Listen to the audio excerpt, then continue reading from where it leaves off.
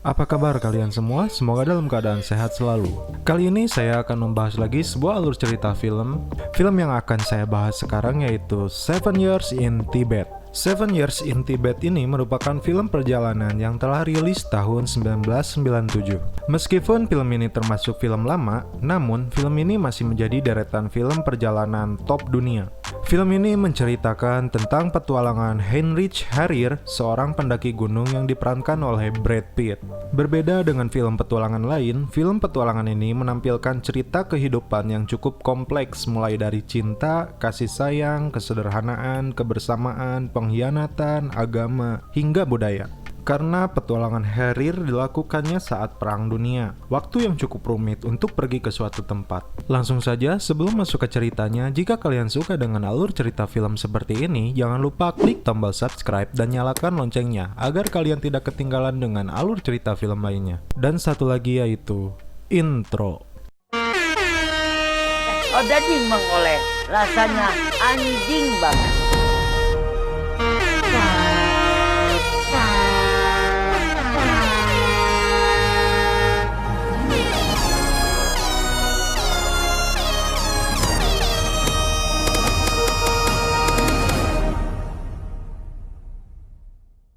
Anjing banget. Cerita berawal digambarkannya suasana di Tibet di mana seorang anak kecil telah menjadi penerus Dalai Lama atau pimpinan di Tibet. Masyarakat di sana berbondong-bondong untuk memberikan hadiah, tapi yang paling disukai Dalai adalah sebuah kotak musik. Lanjut, tibanya di sebuah stasiun kereta, pemeran utama film ini yang bernama Heinrich Harrier yang diperankan oleh Brad Pitt beserta istrinya Ingrid yang sedang hamil, dan sahabatnya yang bernama Horst Immendorf. Di scene awal ini tampak ketidakharmonisan di antara mereka. Harrier yang seorang pendaki mengemban misi dari negara Jerman yang saat itu dikuasai Nazi untuk menaklukkan Gunung Himalaya.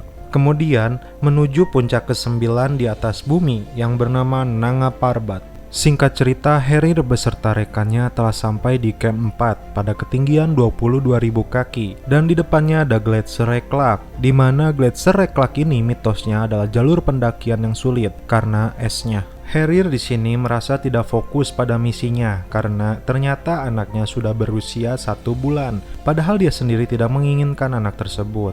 Itulah yang mendasari perselisihan dengan istrinya.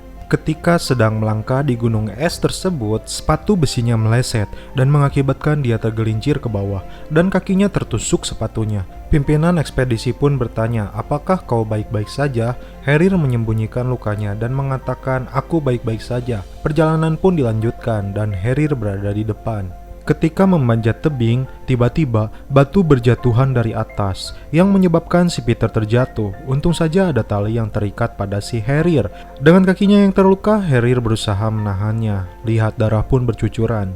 Akhirnya si Peter berhasil naik kembali. Dan parahnya, bukannya berterima kasih kepada si Harrier, Peter malah mengomel kepada si Harrier. Peter mengomel dikarenakan si Harrier menyembunyikan lukanya yang bisa berakibat lebih fatal kepada timnya. Akhirnya sampai di Camp 5. Namun, cuaca buruk terjadi. Semua tim bertahan di dalam tenda. Tak diduga, terjadi longsoran salju yang mengubur seluruh tenda dan perbekalan mereka. Di sini, Harrier bersikeras meneruskan misi sampai puncak dan meminta sisa perbekalan yang ada kepada Peter. Tapi karena keputusan ada pada si Peter, tim pun membatalkan misi dan turun gunung. Di tengah perjalanan, Harrier bertemu pendaki dari Tibet dan memberikan sebuah foto Dalai Lama yang masih bocah. Sempat menolaknya, akhirnya Harrier menyimpannya. Naas bagi mereka karena datangnya tim keamanan setempat menahan mereka karena dianggap musuh dalam peperangan yang terjadi waktu itu. Mereka semua ditahan di penjara wilayah India. Dalam setahun, Harrier sudah berupaya sampai 4 kali untuk bisa melarikan diri dari penjara tersebut, tapi selalu gagal. Kepada rekannya Peter, Harrier meminta surat untuk dikirimkan kepada istrinya. Dan ketika rekannya meminta bantuan kepadanya untuk melarikan diri bersama-sama, tapi karena sifatnya yang keras kepala dan egois, dia menolaknya. Di suatu hari, dia menerima balasan surat dari istrinya. Dia terpukul karena jawaban dari istrinya yang diharapkan jawaban manis ternyata surat permintaan cerai dari istrinya. Dan ternyata istri Harrier akan menikah dengan sahabatnya yang muncul di awal yang bernama Horst. Gila gak tuh? udah jatuh tertimpa tangga. Alasannya, istri Harir merasa bahwa ini semua karena kesalahan si Harir. Dia tidak bisa menerima anak yang sudah lahir itu. Di sini, Harir pun frustasi dan mencelakai dirinya dengan membantingkan dirinya ke benteng kawat berduri. 2 tahun kemudian, tim bersiap melarikan diri. Awalnya Harir yang sempat menolaknya akhirnya mengikuti mereka yang menyamar jadi tentara keamanan dan sebagian jadi tahanan. Dalam aksi penyamaran mereka hampir saja terbongkar, namun pada akhirnya berhasil juga. Mereka pun keluar dari tahanan, tapi Harir memisahkan diri dari tim dan memutuskan untuk melarikan seorang diri. Dalam pelariannya, Harir masih berada di sekitar Tibet. Karena bekalnya yang telah habis, dia mencuri dari sebuah tempat ibadah. Kembali ke tempat persembunyiannya, dia bertemu kembali dengan si Peter dan memberikan makanan kepadanya. Ketika mereka berdua ingin masuk kembali ke wilayah Tibet, mereka dihadang oleh 2 penjaga keamanan yang melarangnya masuk. Tapi karena melawan, mereka berhasil masuk dan sampai di pusat informasi warga luar. Dan di situ mereka bertemu dengan 2 warga yang mencegatnya dan ternyata salah satunya adalah pimpinan di sana. Harir pun merasa malu dan menyesal telah melawannya. Akhirnya dengan pengawalan pasukan di sana, mereka harus kembali ke perbatasan India. Setibanya di pusat perdagangan, mereka di sana disambut dengan juluran lidah, dan itu adalah cara mereka menyambut warga asing. Kayak gini, bro.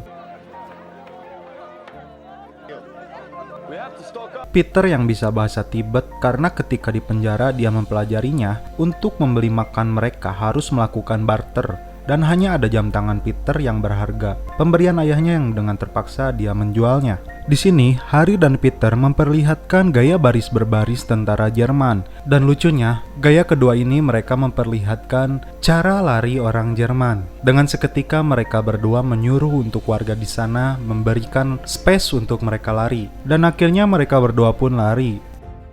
Dalam keadaan istirahat, tanpa sengaja Peter melihat isi kantong si Harir yang ternyata memiliki 3 buah jam tangan. Tentu saja itu membuatnya kesal. Sempat akan meninggalkannya, Harir mengejarnya dan meminta maaf kepada si Peter dan memberikan 3 jam tangan dan sebuah cincin kepada si Peter. Tak terasa, bertahun-tahun mereka berkelana di pegunungan tersebut hingga penampilan mereka pun berubah. Rasa rindu mulai muncul, khususnya kepada si Harir karena rasa penyesalan kepada istri dan anaknya, yang diperkirakan anaknya sekarang sudah berusia 3,5 tahun. Ketika mereka sedang tidur, tiba-tiba pasukan perompak pun datang. Mereka menangkap dan menahan Peter dan Harir.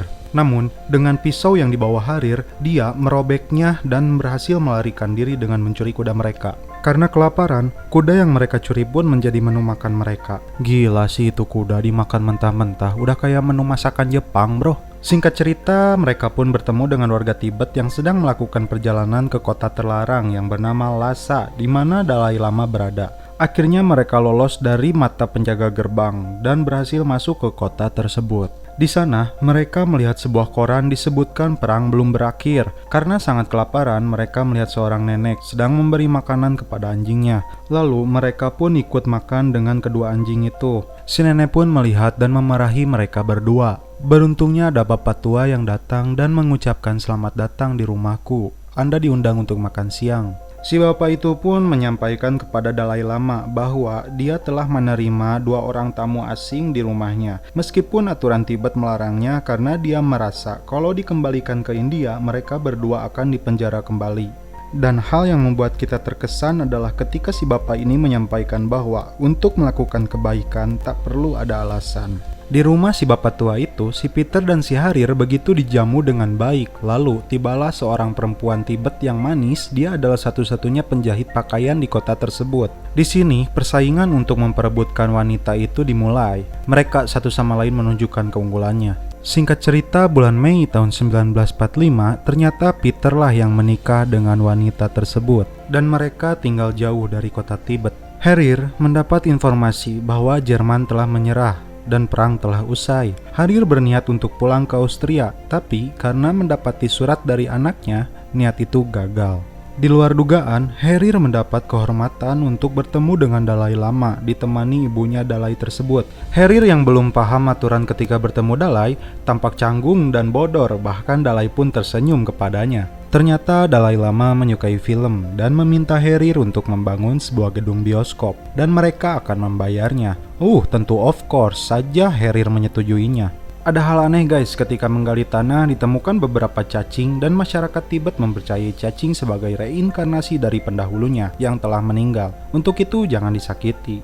Ya namanya juga budaya lokal guys, kita harus saling menghargai budaya lokal tersebut. Lanjut, Dalai Lama begitu menyukai Herir karena telah banyak mengajarkannya tentang dunia luar dan teknologi. Di bagian politik, diceritakan pemerintah Cina yang baru meminta Tibet untuk tunduk dan bergabung karena berada di wilayah teritorialnya, tapi sepertinya Tibet menolak. Itu digambarkan ketika kantornya ditutup dan para pekerjanya kembali ke Cina. Di suatu pesta Natal, Herir memberikan hadiah kepada para undangan termasuk si Peter. Ketika dibuka, itu adalah jam tangan yang sempat dijual, dan Peter tentu saja senang atas persahabatan mereka. Dalam mimpinya, Dalai Lama menyaksikan desanya tempat dilahirkan dibombardir pasukan Cina, lalu meminta Herir untuk menjelaskan mimpi tersebut. Dan beberapa hari kemudian, mimpi tersebut menjadi kenyataan. Mereka pun bersiap jika pasukan Cina datang ke kota Tibet. Si Peter dan si Herir ditunjuk untuk membantu mereka. Tibalah utusan dari pemerintah Cina, 3 jenderal untuk menyampaikan pesan jika Tibet harus mengikuti aturan politik dari pemerintah Cina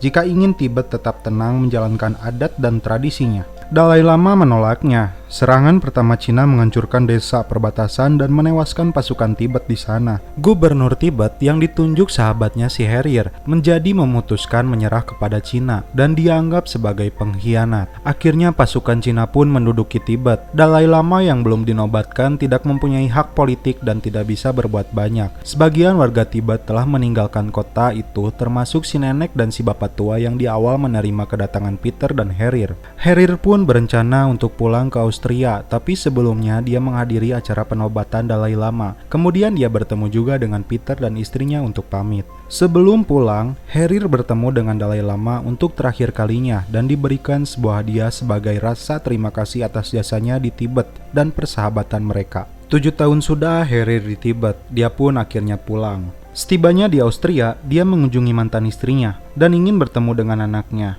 Awalnya anaknya menolak, namun ketika diberikan sebuah hadiah mainan musik, dan ternyata hadiah itu yang diberikan Dalai Lama sebelum dia pulang. Di akhir cerita, Herir sedang mendaki bersama anaknya, dan film pun berakhir. Oke guys, bagaimana menurut kalian alur cerita film 7 Years in Tibet ini? Di film ini banyak mengandung makna ya guys untuk menjalani hidup kita. Beberapa makna hidup yang saya tangkap diantaranya bersabar dengan segala tantangan hidup, menghargai apapun di dunia ini sekalipun hal yang kamu benci, punya keyakinan tinggi meskipun harus meninggalkan tempat dan orang tersayang, dan tetap mencintai petualangan meskipun realita tak selalu semulus rencana. Oke guys, cukup sekian alur cerita film 7 Years in Tibet ini. Salam penutup dari kami, mohon maaf bila ada kata-kata yang kurang berkenan di hati kalian, mohon dimaafkan ya. Salam perfilman duniawi, keep enjoy.